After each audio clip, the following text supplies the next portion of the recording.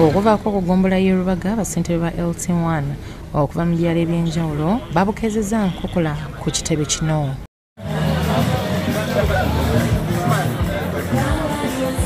Ku geeti ebyokwerinda bibadde binywezeddwa obwedda nga abayingira bamala kubasoma ku mpapula era nga ababawerekeddeko babadde bakkiriza 2 bokka.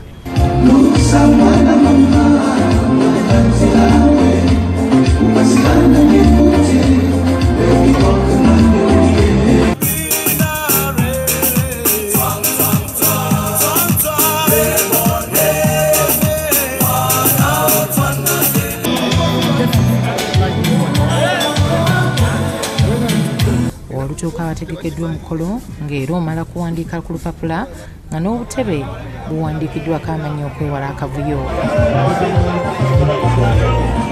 Bassentebe betwogeddeko nabo balaze essanyu ng'essaawa yonna balinze kulayira.